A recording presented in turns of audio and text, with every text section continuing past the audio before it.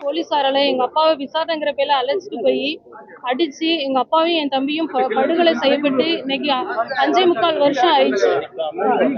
அவங்களுடைய மூத்த மகள் பெர்சிஸ் எங்க அம்மா. நாங்க இன்னைக்கு நீதிபதி அவங்க அவர்கள் இன்னைக்கு அந்த 9-10 பேரும் அடிச்சு கொலை அடிச்சதுனாலதான் எங்க அப்பாவுக்கும் என் தம்பிக்கும் மரணம் ஏற்பட்டிருக்குன்னு சொல்லி இன்னைக்கு தீர்ப்பு சொல்லியிருக்காங்க. தண்டனை விவரத்தை 30ஆம் தேதி சொல்வேன்னு சொல்லியிருக்காங்க. நாங்க இந்த 5.25 வருஷம் இந்த ஒரு நாளுக்காக தான் நாங்க இவ்வளவு தூரம் அலைஞ்சோம். எங்களுக்கான நீதி கிடைச்சிருக்குன்னு நினைக்கிறோம். இதே போல என்ன தண்டனைங்கிறது 30ஆம் தேதி சொல்லுவாங்க. நாங்க நீதிபதியை நம்புறோம், நீதிமன்றங்களை நம்புறோம். எங்களுக்கான இதே தக்க தண்டனை அவங்களுக்கு கொடுப்பாங்கன்னு சொல்லி நம்புறோம். அந்த தண்டனை மூலம் இனிமே இதே போல ஒரு குடும்பம் எங்களை போல வேதனைப்படாது, இதே போல பாதிக்கப்படாது. இப்படி செய்யறதுக்கு அந்த அதிகாரிகளும் பயப்படுவாங்கன்னு சொல்லி நாங்க நம்புறோம். சிறப்பா விசாரிச்சிருக்காங்களா எப்படி சிபிஐ விசாரிச்சிருக்காங்க? அவங்களுக்கு 9 பேருக்கும் என்ன விதமான தண்டனை கிடைக்கணும்னு நீங்க எதிர்பார்க்கறீங்கம்மா? ஒரு மகளா, ஒரு சகோதரியா எப்படி எதிர்பார்க்கறீங்க? இல்லை, 30ஆம் தேதி நீதி ஜட்ஜ்மெண்ட் சொல்லுவாங்களே, நாங்கள் அதுக்காக வெயிட் பண்ணுறோம். நீதிபதி உச்சபட்ச தண்டனை கொடுப்பாங்கன்னு சொல்லி நாங்கள் நம்புறோம்.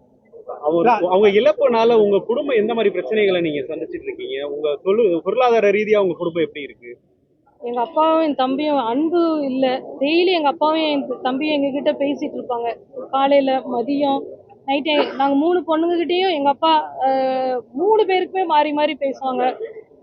எங்க அப்பா என் தம்பியோட அன்பை இழந்து போய் நாங்க காணப்படுறோம். என் தம்பி அவன் 31 வயசுல அவனை அடிச்சு கொண்டுட்டாங்க. அவனுடைய வாழ்க்கையை அவன் அப்பதான் ஸ்டார்ட் பண்ணவே போறான். அவனோட வாழ்க்கையே மொத்தமா இவங்களுடைய அதிகாரத்தினால அவனுடைய வாழ்க்கையே மொத்தமாவே அழிச்சிட்டாங்க.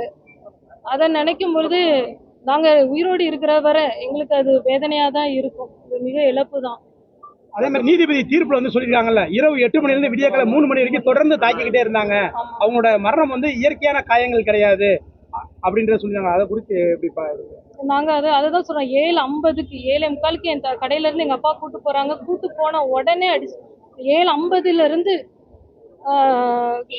திருப்பி 11:30 வரை அடிச்சிருக்காங்க. திருப்பி 11:30க்கு ரகு கணேஷ் உள்ள வந்திருக்காரு. ரகு கணேஷ் திருப்பி 3 மணி வரை எங்க அப்பாவையும் என் தம்பியும் மாறி மாறி, எங்க அப்பா முன்னாடி தம்பியையும், என் தம்பி முன்னாடி அப்பாவையும், எங்க அப்பா என் தம்பியை அடிக்கும்போது அவ்வளவு கதறி இருக்காங்க.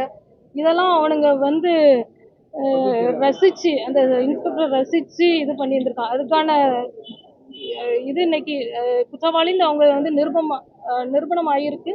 தண்டனை கண்டிப்பா உச்சபட்ச தண்டனை நீதிபதி கொடுப்பாங்கன்னு நாங்க நம்புறோம். அதே மாதிரி இந்த வழக்குல குறிப்பா இவங்க 2 பேரும் அடிக்கிறதுக்கு நம்ம ட்ரைனிங் கிடைக்கிறதுக்கு சிக்கிருக்காங்க, அப்பா அம்மா சிக்கிருக்காங்கன்றதுல நீதிபதிகள் அந்த தீர்ப்புல சொல்லிருக்காங்களா? அதை சொல்லுங்க. எந்த அளவுக்கு அவங்க மனசுல எந்த அளவுக்கு அவங்க அதான் அதிகாரத்துல நம்ம இருக்கோம், யாரும் நம்ம போலீஸ் யாரும் நம்மள கொஸ்டின் கேட்க முடியாதுன்ட்டு. ஆனா அதெல்லாம் அவங்களுக்கு மனுஷங்களே அவங்க கிடையாது. எனக்கு ஒருத்தன் குண்டா நல்லா சிக்கிருக்கான், அடிக்கி பழக வாங்கன்னு சொல்றதெல்லாம் அவனுக்கு மனித தன்மையே கிடையாது. அவன் மிருகமா தான் அவன் இருந்திருக்காங்கிறதுக்கு இருக்கு. ஆமா, நீண்ட நாள் போராட்டத்துக்கு இன்னைக்கு உங்க கணவரையும் மகனையும் ஒண்ணு சேர இழந்தீங்க. இன்னைக்கு நீண்ட நாள் கண்ணீருக்கு இன்னைக்கு ஒரு தீர்ப்பு வந்திருக்கு. அந்த தீர்ப்பை நீங்க எப்படிமா பாக்குறீங்க? போராட்டம் எல்லா மக்களும் எல்லாரும் எங்களுக்காக எங்க கூட சேர்ந்து போராடினாங்க. அதுக்காக ஒரு நல்ல தீர்ப்பு வந்ததுன்னு நினைக்கிறேன். உங்க கணவருக்கும் உங்க மகனுக்கு ஏற்பட வேற யாருக்கும் நடக்கூடாது. ஆனா இன்னும் தொடர்ந்து இந்த மாதிரி காவல்துறை மரணங்கள் நடந்துகிட்டே இருக்கு. அதுக்கு நீங்க மத்திய மாநில அரசுக்கு என்ன கோரிக்கை வைக்கிறீங்க? நீதிமன்றத்துக்கு என்ன கோரிக்கை வைக்கிறீங்கம்மா? அதாவது தண்டனைகள் உச்சபட்ச தண்டனைகளா இருக்கும் பொழுது அந்த அதிகாரிகள் இன்னொருத்தரை அடிக்கிறதுக்கு பயப்படுவாங்க. ஏன்னா இப்போ அவங்களுடைய குடும்பங்களும் சஃபர் தான் ஆக போகுது. அப்போ அதை மத்தவங்க யோசிப்பாங்கல்ல. அப்போ இதே போல நம்மளுக்கும் தண்டனை கிடைக்கும், நம்மளும் நீதிபதி என்ன தண்டனை கொடுக்க போறாங்கன்னு தெரியல. அந்த உச்சபட்ச தண்டனைகள் கிடைக்கும் பொழுது அவங்களுக்கு அந்த பயம் வரும். ஒருத்தரை அந்த மிருகத்தனமா அடிக்கவோ பண்ண மாட்டாங்கன்னு சொல்லி நம்புறோம். அப்படிப்பட்ட தண்டனை கொடுக்கணும்னு சொல்லி நாங்க இந்த தண்டனையை முன்னாடியே வழங்கியிருக்குன்னு நினைக்கிறீங்களா? ஆமா, கண்டிப்பாக முன்னாடியே வழங்கியிருந்தா இன்னும் நிறைய எத்தனையோ கஸ்டடி டெத் நடந்துகிட்டு தான் இருக்கு. தெரியறது தெரியாம இருக்கலாம்.